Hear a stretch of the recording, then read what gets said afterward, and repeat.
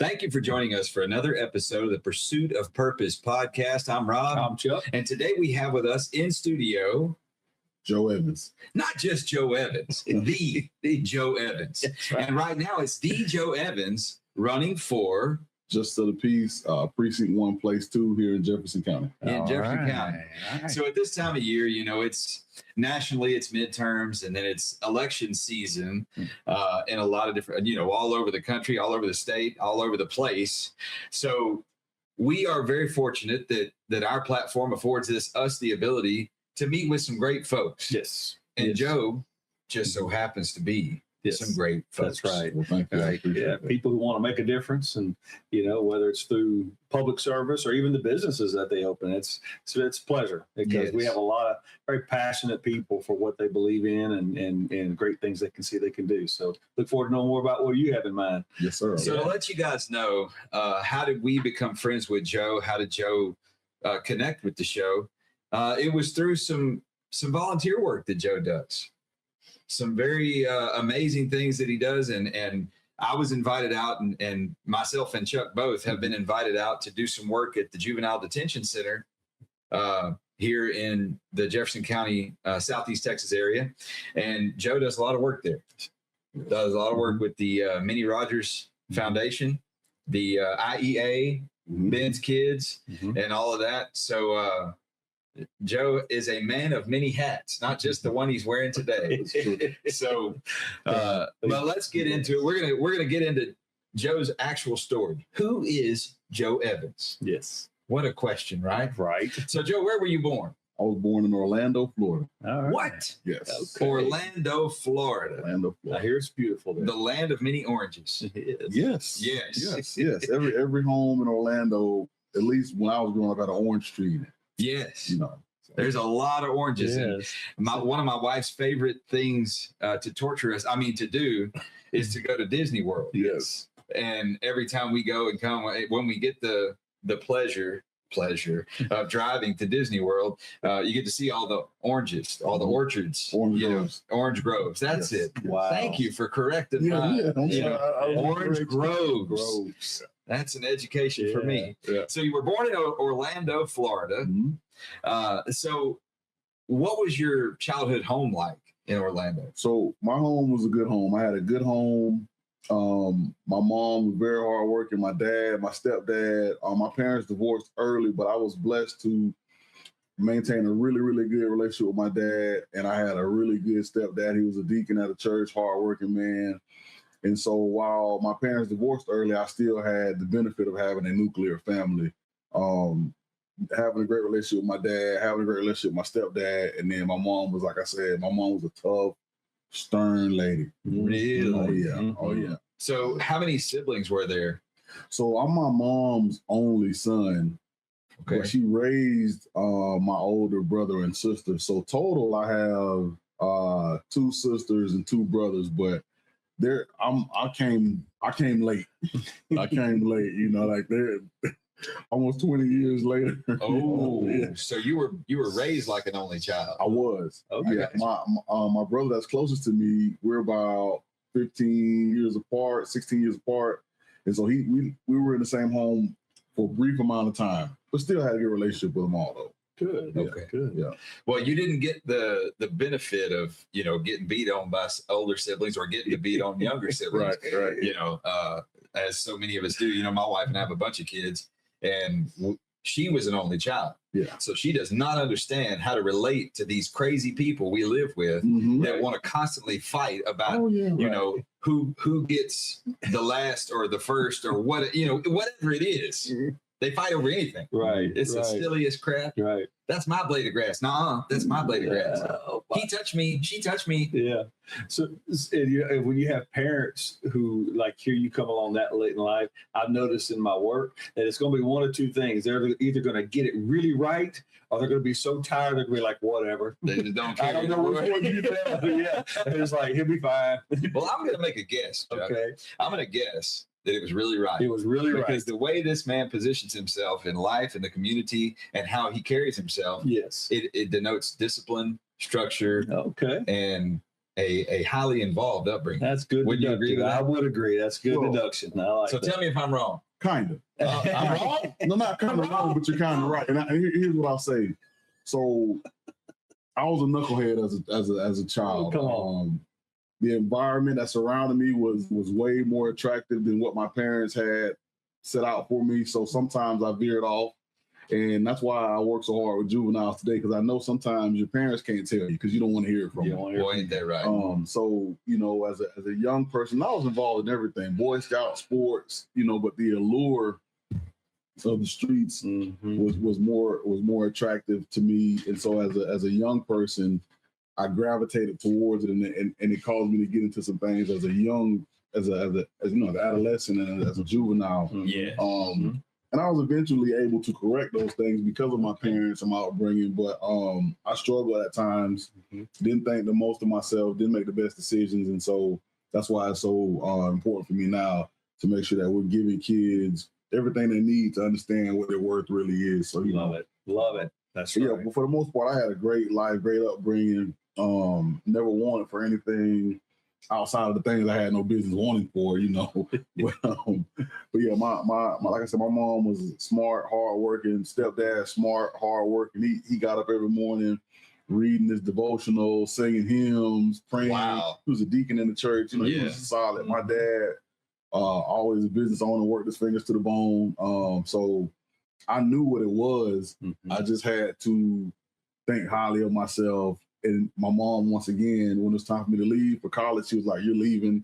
I remember begging to stay home and go to UCF, University of Central Florida. And she was like, "Not a chance. You're getting out of this environment. You're getting away from your friends."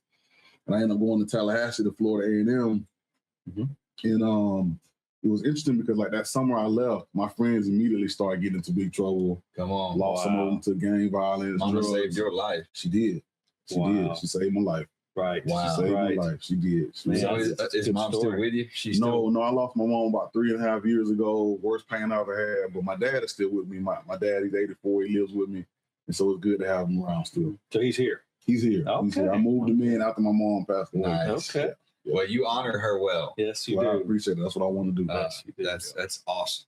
Yeah. Well, I love the sound of that. So I'm going to ask you a loaded question. Did you get whippings growing up? Oh, yeah. Good. Oh, yeah. And I paid for every last See, I one. knew I was right. Oh, yeah. I knew I was Oh, right. He got that structure. He does. Let me tell you, I Yes. put the Yes, he whippers on did. layaway and I took them off. my friends would tell me, like, you know your mom's going to kill you. Right? Oh, That's awesome. Yeah. That's Yeah, awesome. I need to remember that because I lived the same Oh, way. yeah. I paid for My those childhood. whippers. Definitely. Right. You know, that's one of those situations where, like, if you get in trouble at school and, like, we're going to call your mom. No. Call my dad. I guess. I don't know. Nobody. Just do what you got to do. Just do what you gotta I'll do. do what you got to do. Do Whatever it not is. call my mom. Do not call mom.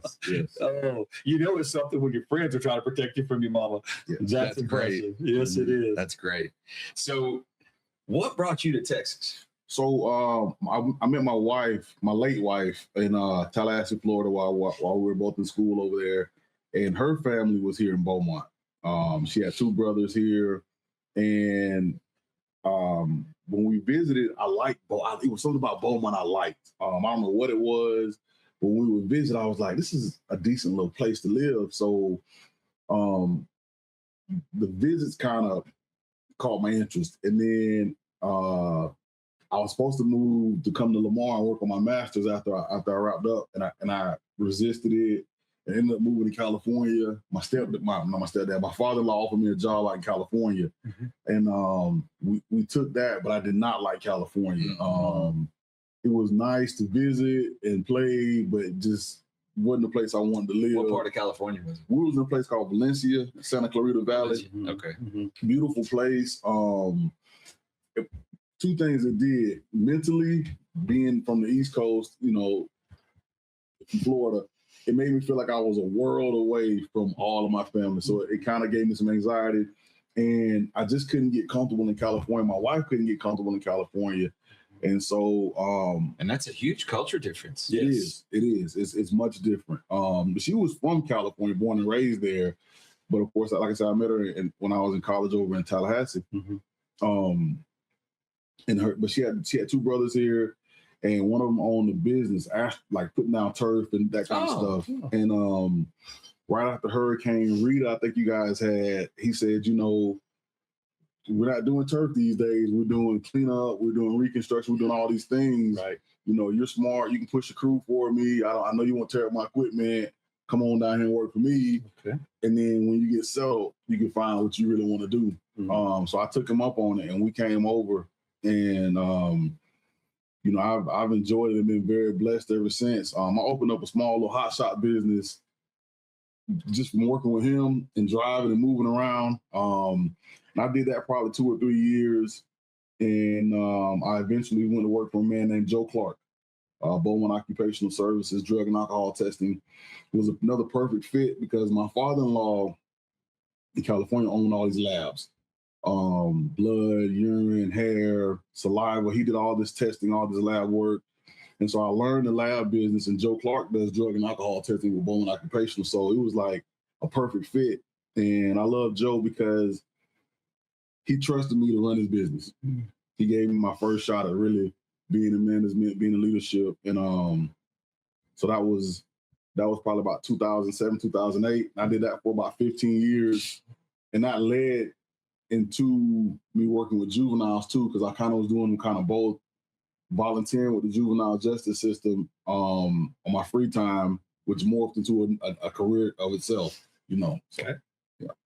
Well, I love that about you. And I'm going to ask you if it's okay. I want to ask you, how did you meet your wife? So it's funny. I was hired to be her tutor. What? Yes. And then she taught you. Yeah. You were hired to be her tutor, but she said, you're going to learn today. Yeah. That's how it happened. So we were both in school over there. I was hired to help her out on some stuff. And we hit it off, and the rest was history. You know what I mean? Mm-hmm. So, yeah. That's great. That is great. That is great. How old were you when y'all met? Let's see. I was just starting the master's program. So maybe 21. I was about 21, 22. She was about 20. Okay. 19, 20, yeah. Very good. Very young. So how long ago did she die? My wife passed in 2017. 17. Okay. Yes, she was 36. Had a kind of rare liver disease. And ultimately she lost her battle with that. And, you know, so that was tragic, but once again, it teaches you perseverance. I'm really proud of my girls because they were so young when it happened. They were like 10, 11, and 12. So, you know. So there's three. That's going to be my next question is about y'all's kids. Yes. So they're all adults now. They're all adults now. Yeah. 19, 20, and 21. Okay. Yeah. And where are they? They live here in Beaumont. Youngest is LIT. She's like a hair braider. She's really into cosmetology and all that stuff. My middle one, she just kind of works. And she has a baby on the way, so I'll be a grandpa in May. And my oldest works also at Hancock Whitney, so they're all local. Like I said, really proud of them. Papa Joe. Yep. Getting ready. Getting ready. All ready right. First. Yeah, so do we know if it's going to be a boy or a girl? No, it's going to be a girl. It's going to be a girl. It's going to be a girl. More girls. Man, I'll tell you what. I have a granddaughter and a grandson, and it's fun. Yeah. Yes. Yeah. It's a beautiful experience. It's a bond, it's like a whole different thing, man. You know, your own kids, they frustrate you, and you know you want to send them back where they came from sometimes, right? But the grandchild, you can actually love it, enjoy it, and then give it back to where it came. Well, you know something. You don't have to keep it. Something about it too. So I'm engaged too, and my fiance has a 4-year-old. Well, congratulations, by the way. Thank you. My fiance has a 4-year-old daughter, and the older girls laughed because they was like, "We couldn't get away with that." One day she was like, telling my oldest, "Come in the room and let me show you something." She was like, "We weren't allowed to go in the bathroom," and I was like, "Yeah, because you would steal toilet paper, you would take things." And so I was like, "No, you're not allowed to go in my room," but you know. So the little one was like, "Oh, she gets away with a lot." When my wife and my kids see this interview, they're going to notice something that you just said. One of the rules in our house for the first 6 kids that we had was our bedroom's off limits. Yes. It was our private space until we got the youngest one. Yeah. Just like what you're saying. After 40 years old, we got a newborn. So we are parent grandparents. You know what I mean? Like Yeah. it's just like what you're saying. Yeah. And they are so jealous. Mhm. We hear about it all the time. We go out to eat, and instead of eating food, they chew on us. They sit there and talk about what all the little one gets away with, Yes. and they couldn't. You know, they give all these very horrific stories how they were kept in boxes with spikes and are forced to, you know, eat glass and all that kind of stuff. And he gets, you know, whatever he wants, A basically. buffet, Like we've got a yeah, Lamborghini man. waiting for him. Right, when he learns how to right. drive. You know, that's the kind of Exactly. stories they tell. So I can relate to that completely. Right. So how did you meet this new love? Yeah. Actually through work. She was a juvenile probation officer. Okay. And we met, and now she's a police officer. All right. Yeah. So yeah, we met through work. Seen each other every day. Just there was some chemistry there. I don't know what's wrong with her because she liked me. Come on. But yeah, that's how we met, and she's great. She's really great. She gets along well with my older girls. She likes me, and that's why I'm like, you know, That's beautiful, man. It is. So That is good for y'all. You can't help where you meet someone, and, That's and right. people ask me a lot of times in our goings and comings and dealings. People say, you know, how do you find somebody? You know what I mean? Like, how do you find a quality person? And I tell them, stop looking. right. Just stop looking, and that's the thing about. I don't think either one of us were looking. Right. Like I know neither one of us were looking. Right. I know it was completely. I don't know, just a God thing. Yeah, and that's what you got to do. Mhm. Let go and let God. Let Him work on you. Let Him work through you, and let Him work for you. Yes, absolutely. So that is a great blessing. Mhm. Beautiful story. Thank you for sharing that, Joe. Yes, sir. Thank you Absolutely. very much. So you have a fascinating journey professionally, Mhm. and I'd like to touch on that. So when you were a kid, what'd you want to be when you grew up? I want to be in politics. What? Yes. Come on. You're the first guest we've had that said I that. know, it's so weird, but I was always a history guy. I always liked Right. politics of some sort. Okay. My brother, and it really got like intensified like around 14 or 15. My brother was in the military. He was a lieutenant colonel, and he ended up getting a job in the Pentagon. And he brought me up one summer to DC, and from there on, I was like, You were hooked. I was hooked. You know, Interesting. we had Lieutenant Colonel Alan West on here, Mhm. and even he didn't want to be in politics when he was a kid. No, he wanted the military because he came from a military family, but then eventually it did lead to. It's a very rare thing that a kid wants to go into. That's really cool, though. That is. That's one of the greatest So you forms of service to our country. Yeah, sparked a fascination, and Yes. so that's never left you because here you are. It's never left me, and it almost did because when you lose elections, it's tough. Yeah. And you wonder if it's really what God has for you. So I always tell people the biggest and best thing for me was getting on the school board, and then of course becoming a Republican Party chairman, because it reignited that flame inside. And both of those roles came because people came to me and said you should do it. Okay. And they supported me. And when I walked into those two roles, it put the fire back in my belly to do it. So even running for this seat now, I think about it, I'm like, God, I'm glad you gave it back to me because I didn't want to lose it. Right. Yeah. Right. And what a privilege to be asked. Yes. That says a lot right there. Yes. They have confidence in you. Good. Yes. Good for you. God builds you for a purpose, but it's your Yes. choice to pursue it. Yep. Yes. I love the way that your journey has brought you. So tell us about your professional life. What did you do first? Like, where did your work life begin? So from a real professional standpoint, it began at Beaumont Occupational Services with Joe Clark. Okay. Because it thrust me into the court system. Okay. Drug testing for Child Protective Services, for drug court. We also did DNA testing, paternity testing. Yeah, so it kept me in the courthouse, and it kept me around political figures. And so, and I embraced it, kept me around juveniles. And it taught me about business and industry because we tested for a lot of the refineries, the plants, for the Beaumont. Absolutely. So we were always moving around. And it, like I said, the leadership that I was able to exhibit because Joe trusted me. he basically turned his company over to me and said, run it.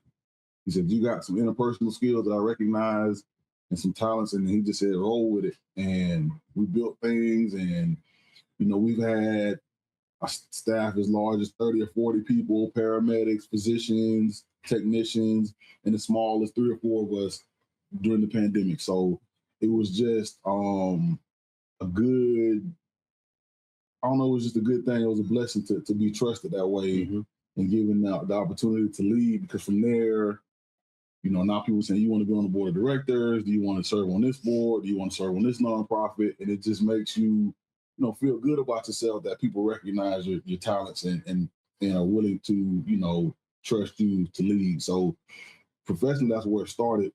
And then my wife was big on community service, community activism, and youth outreach.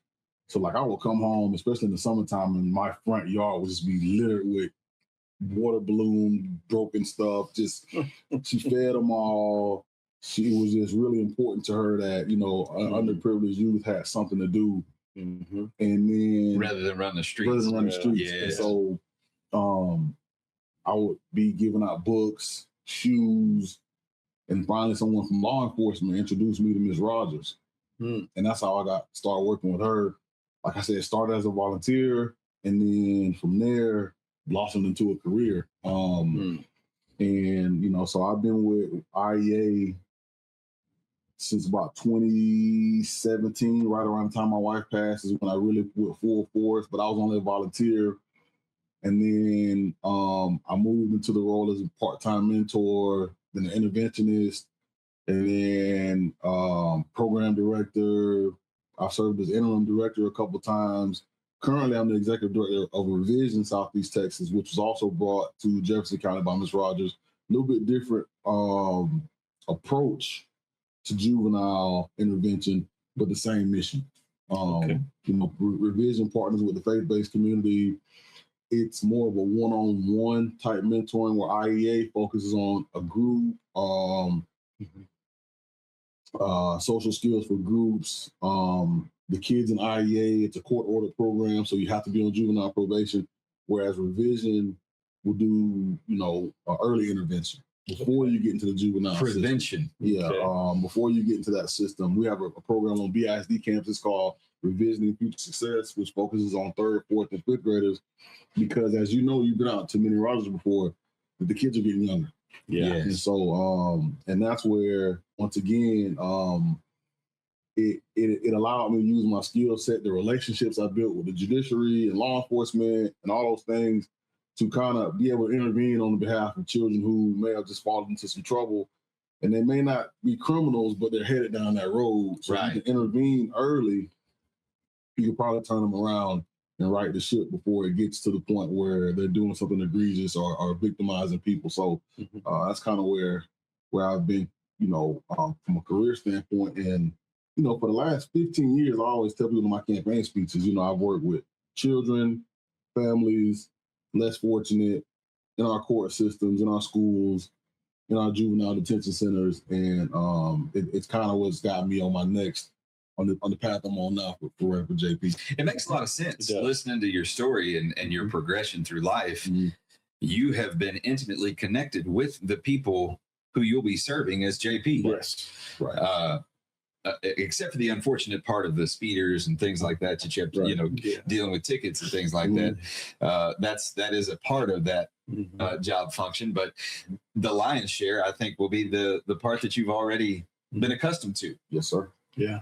And because of that, you've already built those relationships with law enforcement and all those connected to that industry. And that makes you a very appropriate person to serve in that capacity. There's probably nothing sweeter than when we can turn our passion into a profession. Yes. And most people get some version of that. Some get more than others, obviously. A lot of folks just, their passion is just their volunteerism. They may do something, completely offset. But boy, when you can get the two kind of married together, that's pretty good. I think you're going to do good things in that role. And that's why I like y'all show. I like Robbie's whole thing, Pursuit of Purpose, because for me, it's never been about position. Yeah. Always about purpose. So Yes. So I appreciate what you guys do. Thank you. Definitely. Yeah. Well, we've been very grateful to have been involved with the IEA and being able to be a part of that that vision and that mission, and we'll help you in any way we can. Yeah, Now, I need your help with Okay. something. Yeah, A little sidebar. This actually has nothing to do with you personally, but it has something to do with someone you're very connected with. Okay. You see that chair that you're sitting in? Yes, sir. There is a very fine, sweet little lady that I want to put in that chair. Okay. There's actually two of them. Dr. Lavallee. Okay. That's one. All right. And Miss Regina. We could probably get Dr. Law. I know, but Miss Regina is so resistant. She does not like the lights.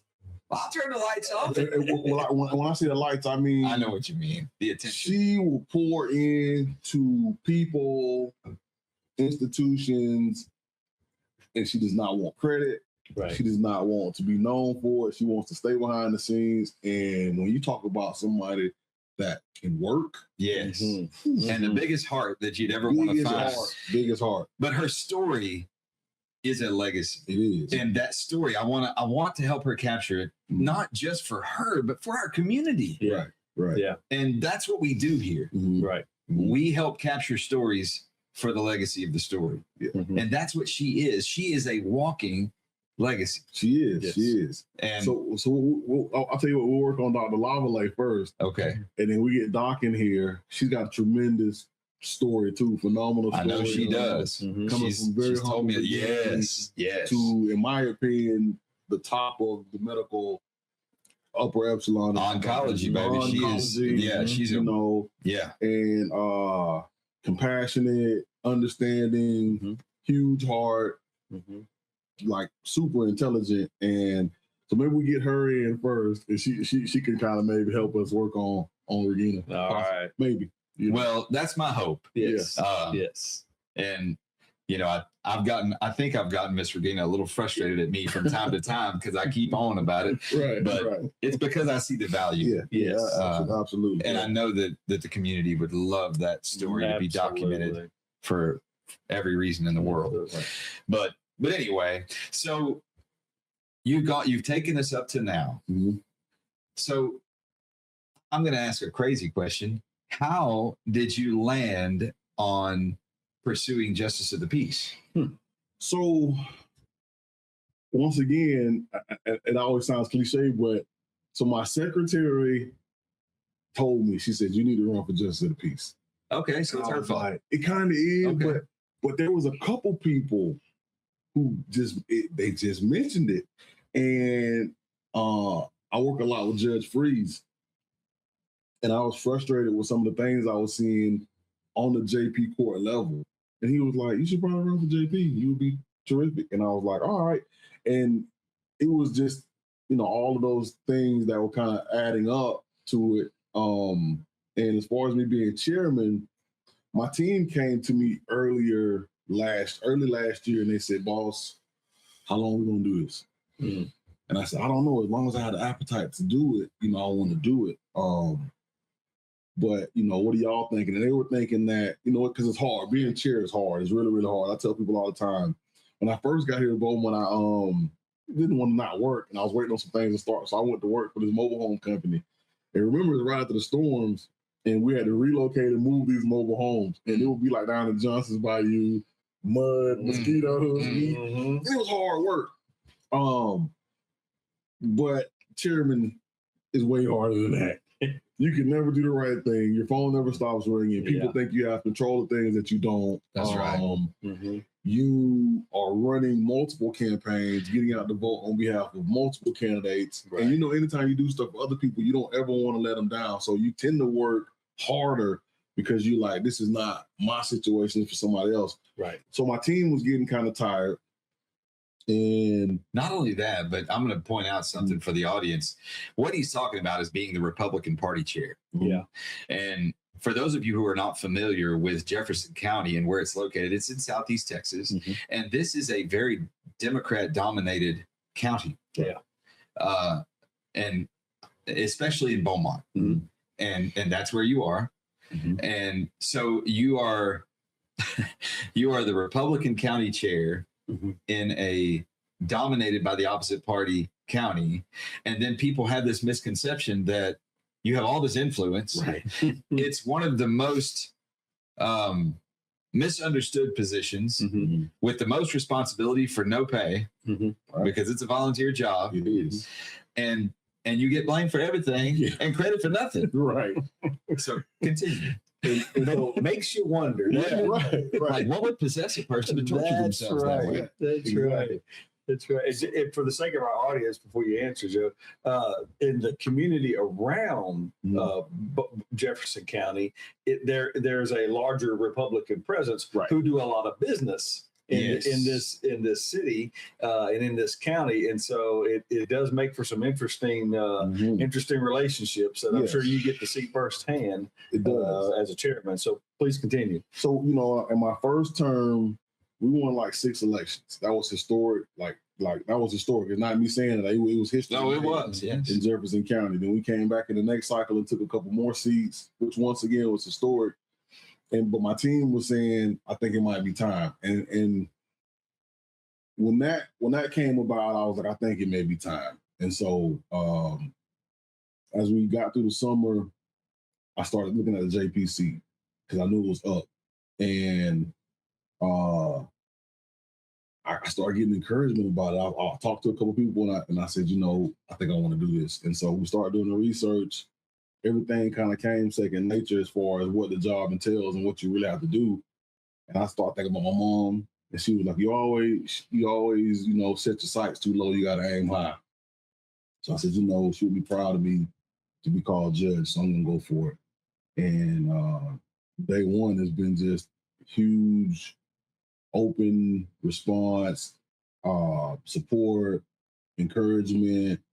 And I feel like, once again, it's that pursuit of purpose, like you guys talk about, what are you here for and where can you make the biggest impact? Where can you have, make a difference in people's lives? And I know it's in the JP court. I know that, your opinion on the judiciary and the Texas judicial system can be formed in the JP court. It's the entry level to the Texas judiciary, and the way you're treated will determine how you view justice, how you view authority, how you view accountability, and will I get this right now or continue, for young people especially, or will I continue to fall deeper into trouble? And I think it gives me a great opportunity to be, a man of the people one more time from a people's court standpoint. The JP court is a people's court. So, well, I think I think this is actually your entry. I think you're going to go a lot further. That's just my speculation. But I tell people a lot of times I've been involved in politics and I'm not as involved as you, but I'm learning. And people get so consumed in national politics. And the truth is that the biggest difference is made locally. Yes. And in a JP court, you actually have the ability to have influence in a real way, like impactful change in the community directly. Right. Like you can actually recourse someone's life instantly. Right. You have that much influence. Right. It's not the same. Like presidential elections get a lot of attention. Governor elections, gubernatorial elections get a lot of attention. But the local stuff is where the real impact is truly felt. And we lose sight of that so often. We do, in the JP court for sure, because, you will be going case by case, person by person so often. And then, of course, whenever you mentioned, like when Rita comes around, our bench seats have a lot of influence as to getting our lives back in order and those sorts of things. Yes. A lot of decisions have to go through your office. And that also starts to include even a lot of our commissioners, city and county and what have you.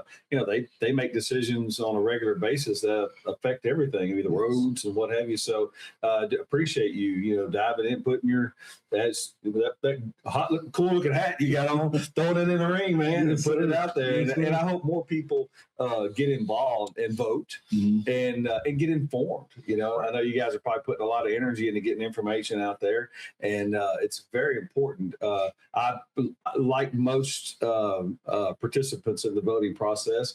I didn't pay attention early on in my immaturities, in my 20s and 30s, and maybe 30s got better, but to how much influence the local. But once it started coming online, I know Rob's been involved with the Republican Party for a long time in Hardin County, and he and I were friends. I'm like, I should pay more attention, you know, and then it just got bigger and bigger and bigger. So appreciate you doing that. And I'm glad your team is on board, and you know, and obviously they've been a big influence on you. So and you listen. I do. I'm blessed to have a really good team. I affectionately refer to them as my cabinet for me being the chairman, but you know, it's a diverse group of individuals who are smart, who are passionate, who rarely agree on anything. It's like Abraham Lincoln's team of rivals, but that's what you need. You need absolutely. And when we talk about diversity, even people think that diversity, we're talking race, whatever. No, you need diversity in thought. Yes. You need diversity in experience. You need a multifaceted group of individuals around you to really help guide you through some situations, because you don't always have the best grasp on what's going on, but they may. And that's why people say, man, you're so smart. I'm like, no, I just listen to good people who are around me. And you know, even if I don't want to, I listen to them, man. Right. And, you know, it's been helpful. And we do a lot of reading, and a lot of the readings a lot of folks who are written about are these folks in name who built these humongous companies that are still having influence to this day. And every one of them, without exception, put a team of folks around them. You know, these masterminds where they can, and they, like I said, they weren't always agreeable. You know, but in coming out of some of that tension and contention came just some of the most influential decisions that have changed our country to this day. You know, for a century or more. And you even mentioned going back to some of our presidents, you know, in the mid to late 1800s, they had enough sense to know that too. Right. You know, I don't need a bunch of yes people, you know, but that takes courage. And so I appreciate you, you know, being courageous enough to sit at the end of the table. And you're like, man, I hope this goes well. No. I appreciate his mama. His mama's really the reason he's sitting here, because she actually operated under the principle of birds of a feather. You understand what I mean? So she saw that he was flocking with the wrong birds. Yes. And said, we need to get you away from these birds and get you with some cats. You know, so she pulled you out of the flock and sent you off to go, you know, learn how to be a lion. Yes. And that's what it looks like happened. So, I mean, like I said, you are honoring her well. And your father as well.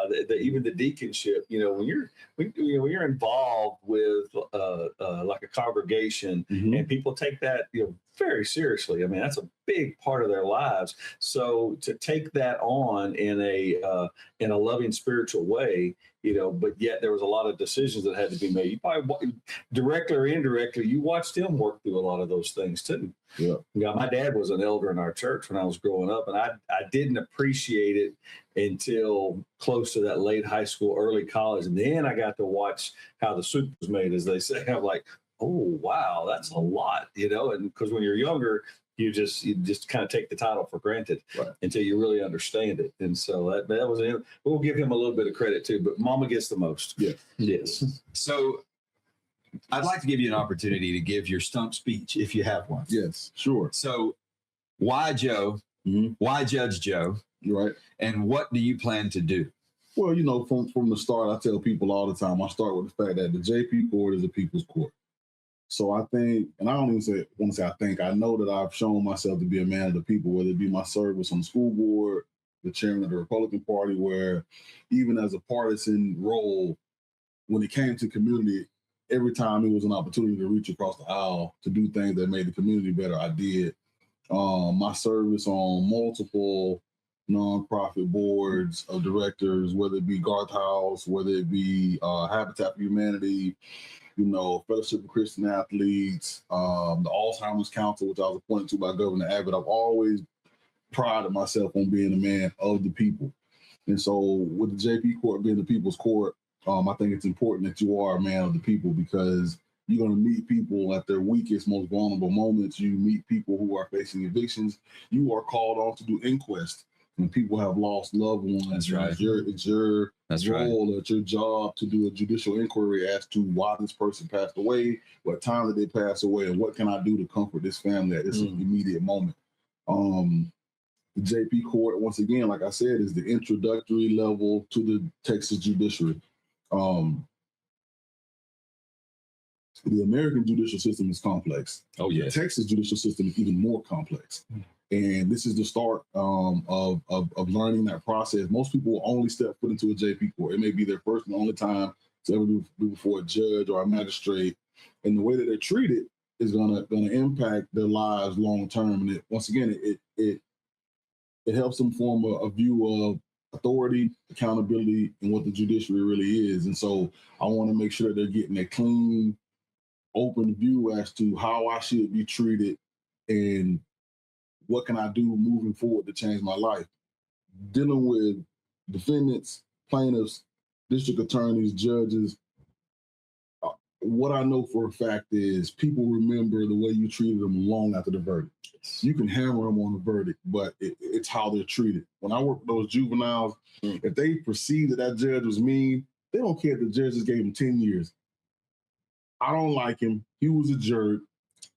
I don't, and that's what their thought process. But sometimes, I look at Judge Freeze and the way he has a perfect blend of temperament between compassion and firmness. And so I believe a judge can be firm without being abrasive or harsh or cruel. Yes. But I believe you can also be compassionate without being weak or a pushover. And I think that blend I bring to the table. There's new laws and legislation that's come down. Before the pandemic in Texas, it was really easy to evict people. The pandemic came in, federal laws came in, then it became almost impossible. And you see around the country where we suffer with squatters and things like that. But there's new legislation that accelerates that process. From a proactive standpoint, the community needs to know that. Okay. Because you will lose your residence if you're not doing the things you're supposed to do.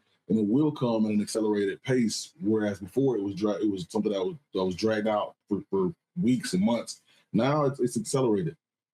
So you need someone who's understanding of the legislative process and the new legislation that's coming down. Juvenile justice is built into that as well. A couple of years ago, they took the ability of detention hearings, but last year they came back and said we want the JP court to create these diversion programs for small Class C offenses. So we've got to the point where we take a cavalier attitude on crime.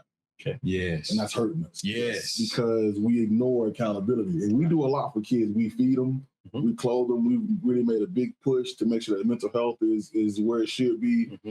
But in all of that, we've in some cases lost the accountability. Okay. And the way I explain it is we don't really even file a Class C misdemeanor anymore. So there's no real accountability. I mean, I say this a lot, so he's gonna probably sound like a broken record for people who heard me say it. I can come steal your water hose, right? Right. Class C, no big deal, right? But tomorrow I'm gonna come back and steal the sprinkler. Right? No big deal. Next week I'm gonna come get your lawnmower. Yeah. Still Class C. Yeah. But before you know it, I'm stealing your car. Yeah. Because I was never You were taught that there were no consequences. No consequences. Gotcha. So, and that doesn't mean I'm gonna throw the book at you for a Class C, but I do want you to understand that You will have laws, consequences. There are consequences. Right. Let's get back to the community service. Let's get back to, write me an essay on why you shouldn't be stealing from people and don't. And I want you to handwrite it. And you may steal AI it or Chat GPT it, but at least you're reading it, writing it, and you're gonna come read it to me. And it's small things like that. We talked about speeding in the school zone. You know what? Let's go clean some school buses. There you go. Let's go pick up trash in the school zone so you can be out there picking up trash and saying, man, people are flying by. What I was you flying by? And I know that sounds, minimal, but it's those types of things. That's impactful, though. That has a direct impact on the community immediately. And I feel very certain that when some of those consequential decisions start coming down to folks, 3 years down the road, 5 years, they will remember that. Mhm. And they will remember what by the time they become, but mothers or fathers, they'll be like, I remember when Judge Evans are like, yeah, they would. And it may be a one-off, maybe Mhm. two at best. Right. But eventually it will sink in. Mhm. And I mean, like we talk about consistently, and today is no different. We talk about the consequential, the strictness of the home we grew up in. Mhm. You mentioned your mom and others. Well, they will remember that. We remember it, and kind of remember it fondly. I was loved enough for someone to say enough of that. And so I like the direction. I do. Not that you need my endorsement, but I like it. I appreciate it. And then, internally, there's some administrative functions that have changed with law. The way magistrates deal with bonds and warrants. There's new laws and there's new regulations, and everything doesn't deserve $1 million bond, but some people deserve no bond. It is what it is, but it's a case by case situation. Mhm. But there is new legislation that addresses that. The governor's been really, really upfront with the fact that I don't want repeat offenders, violent offenders back on the streets able to victimize people. So that's a new step. There's a large part of what they call magistration work where JPs have to set bonds and help police with warrants. And once again, I understand that process very well from spending so much time in the court system. And I just look forward to bringing some innovation to that office. There's some things you can do electronically. There's hearings that can be conducted via Zoom. You talked about the fact that a lot of people commute or do business in Jefferson County, but they may not necessarily live here. Well, that goes for landowners and business owners too, who may be in Louisiana or Oklahoma or Nevada, and they have to do business. So let's jump on a Zoom and get this administrative part of this hearing taken care of. Yes. And I don't want to go too far into my platform because I don't want my competitors trying to steal it, But we'll talk more about that. But there's some innovation that we can do. Guess what? The legislature passed laws that allow you to do certain things like that. So we have to capitalize on them. And there's and I'll end this part with saying this: there's no such thing as staying the same. That's right. You either get better or you get worse. When I look at the budget in that JP office, it hadn't changed. And I know our commissioners and our county judge, they do a great job at being very fiscally responsible. But I've never seen them deny a department head or an elected official the resources to make a court or an office better for the people. When I look at Kate Carroll and what she's done with the tax assessor collector office, she got so much heat for closing down that poor other office, but not to close it, but to make it more efficient and people friendly, so people could use that office and have somewhere they can go in and be proud of, to pay their taxes, to inquire about things.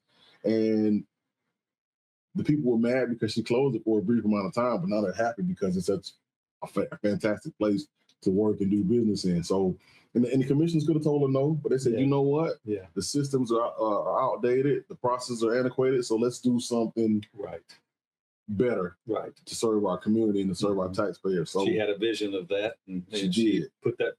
Her mission was to make sure that took place, and took the heat, I guess, a little bit for it, but decisive people, that's going to happen. And given your history of what you've done in different offices and different positions as managers, leaders, board chairs, and whatever, seems like you're very accustomed to say, okay, there's going to be heat, but in time they will know this is better, and that takes courage. And so I have good mentors too, who, and this is a testament to the children I work with. I talk to them about this. I have really good mentors, and they happen to be judges. Okay. And so when you said your mom moved you away from those birds to get you to flock with a different group, the people you put yourself around, yes, sir, it will determine who you are and what you are later on. That's right. And I don't want to name drop, but I will, because I love them and I know them and I know they love me back. But Judge Freeze, Judge Brannick, Judge Templeton, Shashawn, you name them, I can pick up the phone and call. Great. And get good information. And they'll help me. They've been helping me. One of them called me last night and gave me some inside information on how I should approach something. And I tell the kids, if you want to be a businessman, you better start hanging around with businessmen. That's right. If you want to be a firefighter, you better start hanging out with firemen. Right. inadvertently I was hanging around with judges, and I've been, that's where I'm headed right now. How about and that? so, that's another blessing and testimony. We talk about that constantly in our professional endeavors. We do a lot of leadership training and things like that, and we have a course that we teach. And in fact, one of those things is leadership is influence, and you place yourself under the influence of leaders in the direction that you were going to head. It was inadvertently the way that it went. Like that's beautiful. It's right. Poetry. So, wow, you got a lot to be proud of and grateful for. And thank you. Yes. Thank you for throwing your hat in the ring, like he said, and thank you for your commitment to the community. And something I'm going to point out that I don't know, you probably know this about yourself, but one of the first times I ever met you, what I picked up about you, you come off very authentic. You have a very authentic presentation, a way about you, and a very charismatic personality. You carry yourself well, and you are very real. You don't come off as a polished, fake person in any way. Right. A lot of authenticity. And sure. Thank you. Yes, sir. I want to give you the encouragement to keep that no matter what. Don't ever compromise that, because so often as people progress through a political journey, they think they have to do this a certain way, or they have to do that a certain way. And then they find themselves in the presence of people who are behaving fake. And then they compromise their convictions and compromise their integrity. And you don't seem like the kind that would ever do that. No. But you just, man, I love that about you. Yeah. So thank you. I really do. And I'll tell you this, the first time that I really got to meet you, when you shook my hand and the way you smiled, something about it said, I want to get to know this guy. Like I really did. Like it was crazy. It's just one of those things, you know. Yeah, you became a target for that chair. Just saying, almost immediately. Right. I know him, and he's like, I'm gonna have him on. Well, I appreciate it. And but the same thing with you. When you gave me your card, Pursuit of Purpose, I looked at that card. I was like, we gotta get together and do some things, man. So I'm just saying, I remember it. I still have it. So yeah, you're right. And I guess, like the young people say, real recognize real, right? Yeah. There it is. There it is. Well, that's a big compliment to me. Thank you. Yeah. Thank you very much. So we're drawing to a close. This has been a privilege and an honor to have you with us today. Yes, before we do our closing part, is there anything you'd like to tell the audience? Anything else that we didn't ask? Anything that parting remarks, jokes, stories, anything that you'd like to share? No, I just want to thank you both for having me. It's always good to be able to be on a platform like this and have an opportunity to share who you are, what you are, especially during election and campaign time, just because, like you said, people will put on a mask and you don't get to see what's underneath the veil, but you guys gave me an opportunity to do that. I encourage people to pay attention to what's going on in your communities. This is primary season. You do have elections coming up. Pay attention, stay involved, take a close look at candidates. Don't be swayed by personal feelings or opinions, because sometimes things that may hurt your feelings may be better for you in the long run. Yes. So don't wear your feelings on your sleeve, and just, give everybody a fair chance, pay close attention. You talked about presidential stuff and people get all involved. That stuff may as well be a movie. Yeah. But down here locally, it's real life. So make sure that you participate in your elections. You're paying close attention. And there's a lot of hate out there, I know. But like I tell everybody, and I tell the kids, if you feel hate, just don't be back. Yeah. That's good advice. It is. That's very good advice. So I got a question for you. It's political and it has a lot to do with national politics, but it's local too. People are so judgmental politically, and you are a Black man, Yes. and a Republican, and proud of it. Do you get a lot of heat here in this community for that choice? Not as much. And I'll tell you what really neutralized it and made it different was my service on the school board. Prior to the school board, I was called Uncle Tom, sellout, whatever. But my service on the school board put me ground level, eye to eye with people. They saw my commitment, they saw my passion, and they saw that it politically, it never mattered to me. It was always about the person. So I didn't care what party you were. And when they saw that I had that attitude, they didn't care what party I was. So even now with this JP race, I've had people say, I'm a Democrat. I've never voted for a Republican before, but I'm probably going to vote for you. Come on. That's what I'm talking about. And I appreciate that. And that's all I've ever wanted people to do. I've never wanted to come in and say, I'm going to make everybody a Republican. Right. That was never my goal. My goal is to show you that you have options.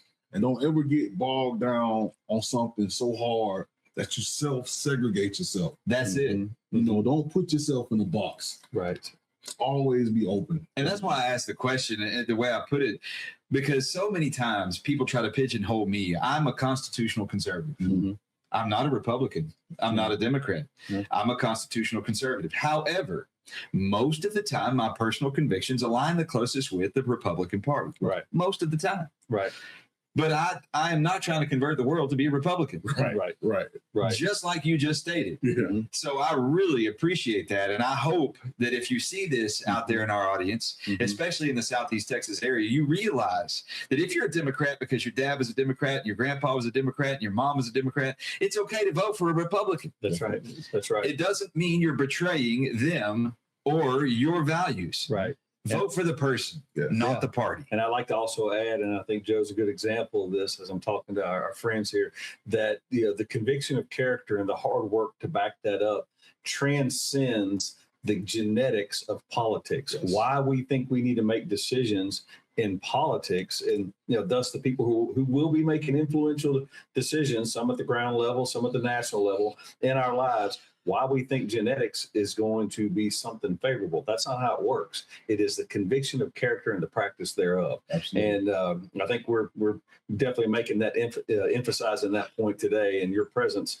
definitely promotes that truth. Yes, and so thank you. And, yes, and I hope y'all are listening. This is how it works. There's put your sweat equity in, because that seems to be what you've done your entire career. Yes, sir. Definitely as you got more involved in public service. Yes. It wasn't just wearing a badge and showing up at a ball game. Exactly. It was actually doing the job. And so excellent. Yes, sir. Yes. So I love the phrase that you used. I have a hashtag that I use on almost every post that I make, and it's going to go with your post, and it's pay attention.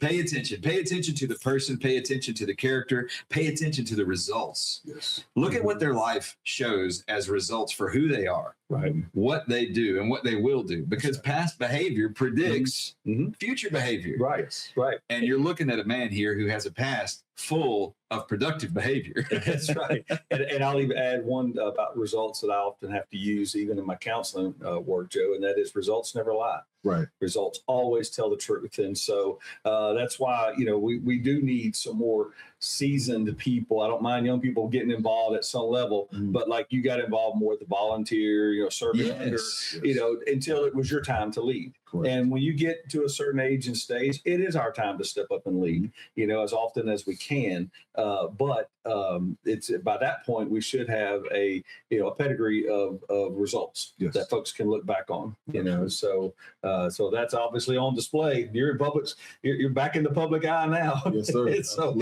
all questions are pretty much fair game, I presume. So Chuck usually asks a question about failure. I'd like you to ask him that question. Yeah. So, failure is a teacher. Yes. And in that same vein of idea, how has failure of any kind worked for you? Do you have a fear of it, or is that something you've embraced? But I really want to know how it could possibly have worked for you in your life. So it's worked for me in a major way. It's humbling, but it's a great teacher. And the example I use is two examples. In 2013 or 14, when I first got involved, I ran for county commissioner in the Republican primary, and I got crushed. It was ill-advised. People didn't want to hurt my feelings, so they didn't want to tell me the truth. And so I got beat pretty bad. And from that, I learned. And the blessing was that it didn't take my spirit to get back on the horse and try it again.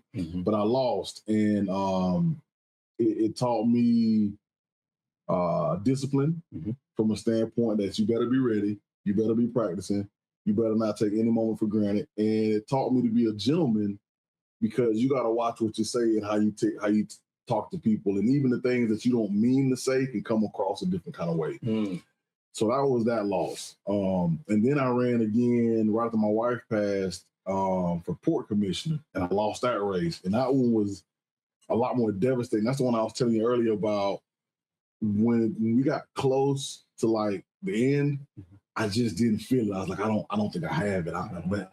But once again, it taught me. Now that one scared me because it took a lot of wind out of my sails. Because it's hard to lose, and I felt betrayed by so many who I had worked so hard for. But it taught me some. It gave me some grit, and it taught me once again, remain humble. Don't take a second off, but don't take anything for granted either. And so I was almost out of politics out of that because I didn't have it in my stomach anymore. I didn't have the fire in my belly, so to speak. So those losses, they taught me so much, man, that when I became chairman, I knew how to strategize. I knew how to prepare. I knew how to size up a situation. Some instinct came in. And I also learned to be honest with other people and say, listen, I know people are promoting you and telling you to do this. That's not a good course. And I'm not saying it because I'm hating on you. I'm saying it because I don't want you to experience what I experienced when nobody would tell me. So a lot of people, I tell people all the time, they're like, man, you came and set it on fire and you won all those races for the Republican Party and you were responsible for turning this county almost red. And I was like, yeah, that was a lot of losses. Yeah. That was a lot of learning what not to do next time. And I tell my staff too, I'm like, when you leave me, you're going to be the best manager the world knows. What do you mean? I say, because you're going to know exactly what not to do. Yes. And so failure, man, is, this is going to be weird, but I watched The Last Dance a lot. Okay. Michael Jordan. Yes. And he got his butt kicked in the beginning. Right. But look at him now. Right. Yeah. You know, he goes down arguably as the GOAT. The GOAT. And then you look at Abraham Lincoln. I use him a lot. He lost so many times. But whether you like him or not, it's when you talk about presidents, you always hear his name. Kids that don't even embrace history know who Abraham Lincoln is. Right. So, you know, it's in those losses that you really learn humility and you don't take anything for granted. There it is. Yeah. That's fascinating. I love that correlation. And Lincoln took it further. He transcended American politics, became a world historical figure. He changed the course of the entire world. With his building on failure. Right. Much like, you know, you have the opportunity to do. Yeah, I don't think a lot of people, I mean, we're pretty good historians in here. And as you get older, you kind of enjoy history because you lived a lot of it. Right. but looking back in that 1860s era, I don't think that people realize how much of the world was watching us because they were having those things happen in their own country and they didn't have good leadership. Right. And they were actually looking to Lincoln and his, you know, the folks that were working with him in Congress and various other places. How are they going to handle this? And it turned out to be one of the best things that's ever happened. You know, it's just not only for you know, the citizenry, the country as a whole, and we've been prospering ever since. You know, ushered us right into the industrial age and on and on and on. Exactly. And so that as well as maybe, you know, our responses in some of the world wars definitely set us, you know, as you know, the marquee country of the world.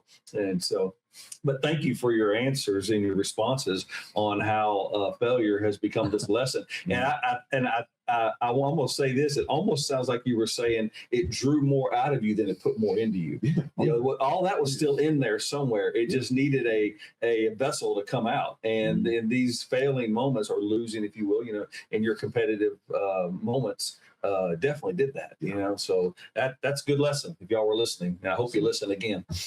And that's every time I get the opportunity to be out there at the Juvenile Detention Center, that's the message I try to bring to those young people, is that this is an opportunity. Yes. This place is not the problem. It's the chance. It's the chance you have to change your life. It's the opportunity you have to learn from what got you here so that you can build something better when you leave. There it is.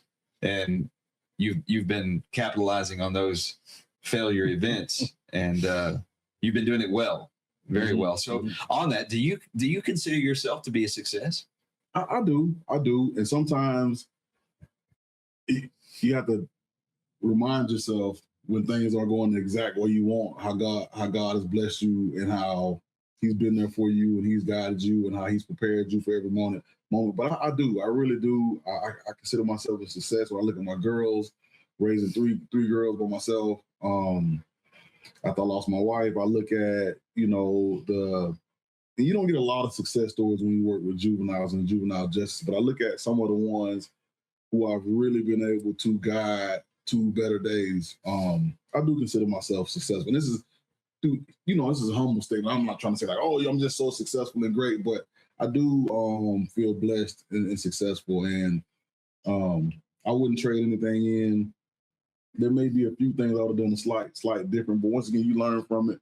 And as long as you learn, you never lose. So I do consider myself blessed and successful. Yes, sir. Good. And success, seeing you and realizing your own success is not a type of arrogance. Mm-hmm. It's actually a form of humility, because especially the way you describe it, because you realize that your success came from your failures. Yes. Mm-hmm. And you built on that. And that's humility and grace. I mean, you acknowledge that you got here through mistakes, through failure, through learning, and with the help of others. Mm-hmm. You also acknowledge the flock you learned to run with. Yeah. The what's a group of cats called?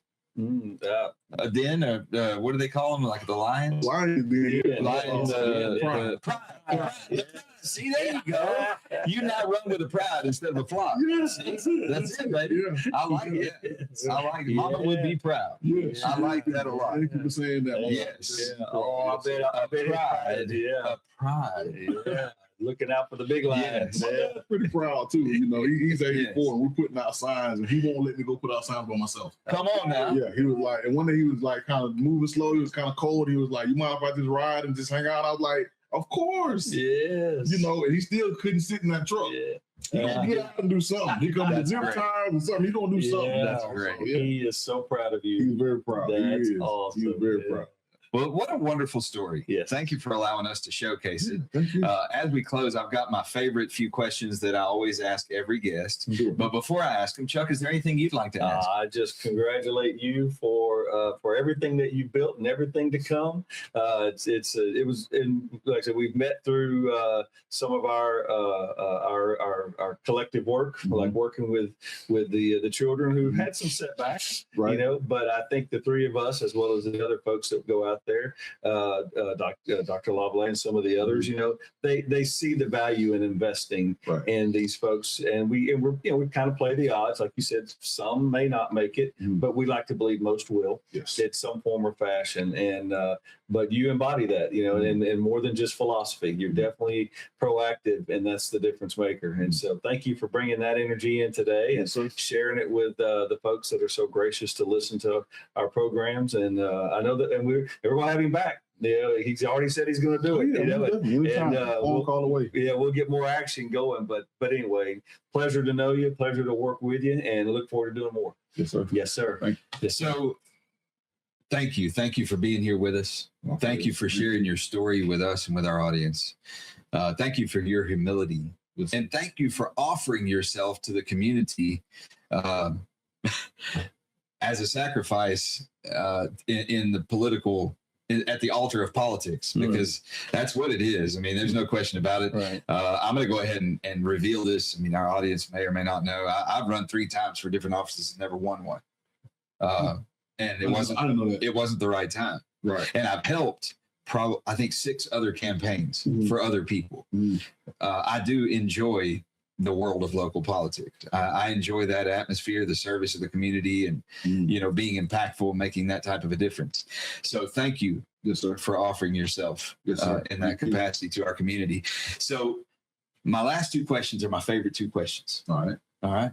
So number 1, if someone is out there watching this show and they're young, and you inspire them, and they aspire to be like you, what advice might you give them? Let's say they're 17 years old. So I think my first thing is believe in yourself and see yourself where you want to be. I like that. When I saw myself as a congressman, I behaved that way. I put myself around people that were at least close to it. And maybe 15 years ago, I set a goal, and I said, in 15 years, I want to be in Congress, right? Mhm. This is, so I think I'm maybe year 13 on that 15-year goal. And you say, well, are you get close to Congress? I don't know, but what I do know is this: I can pick up the phone and call 2 congressmen. There you go. You know what I mean? You ain't far then. They know me on a first name basis. Mhm. I went to DC last year. They gave me the lay of the land. So first, you set a goal and you see yourself, and then you behave in that manner. That's good. That's the first thing I would tell them. And the next thing is just always believe in yourself. Like every day you get up is not going to be a day where everything feels great and the sun is shining and the birds are chirping. Some days are going to be raining, but that's okay. You still be you. You still believe in yourself and know that, you can always come back from defeat. You can always come back. And that's what defines a champion, how you get back off that canvas and go back at it. Once again, I'm just so blessed that I didn't lose my drive or my passion on those losses I took. And I was able to say, you know what, I'm going to cultivate this into something better. So once again, believe in yourself, see yourself in that role, and then go get it. I love that. I do too. It fits perfectly. So I tell people all the time, your creator will not put a desire in your heart that you are incapable of achieving. That's right.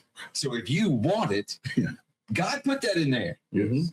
So believe that you have the ability to achieve it. That's right. And it will be yours. That's right. That's right. I love the way you said that. Visualize that. Use that imagination. It's the most powerful tool you have. Right. It's the main tool that you use to reinvent yourself. Yes. That's awesome, Joe. Great advice. It is. Appreciate it. Yeah. So my favorite all-time question I ask every guest: if you could go back in time and talk to you at a younger age, let's take Joe back to when he was 17, maybe 16. Oh, yeah.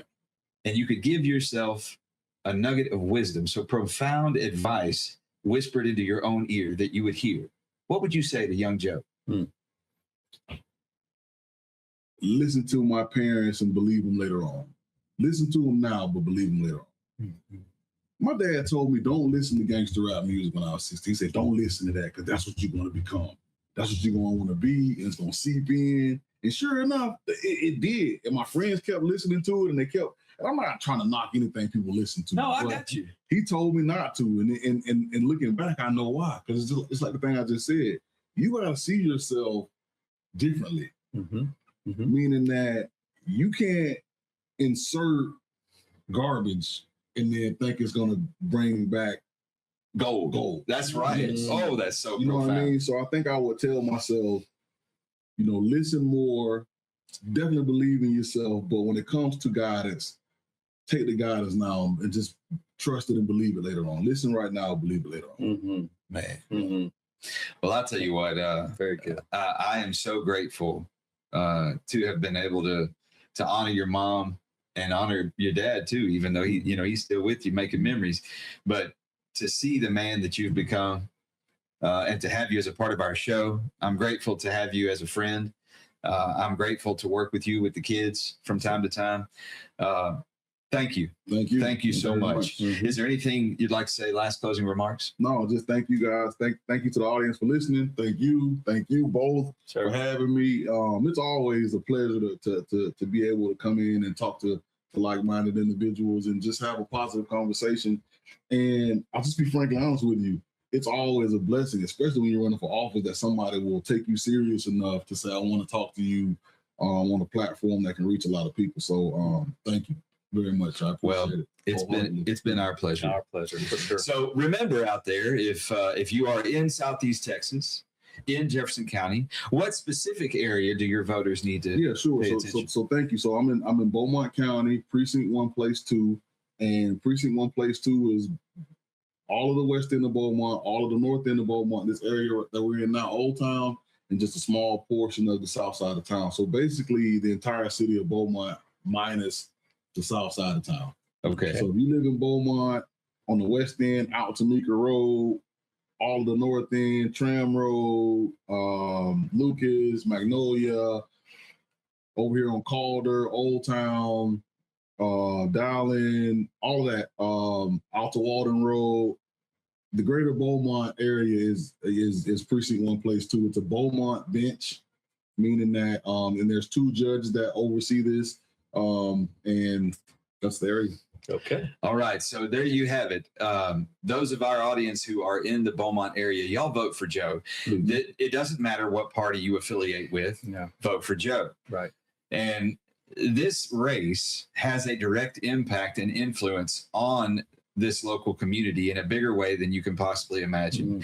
And I can tell you that from my experience, you won't find a more level-headed, genuine, authentic person to vote for than Joe Evans.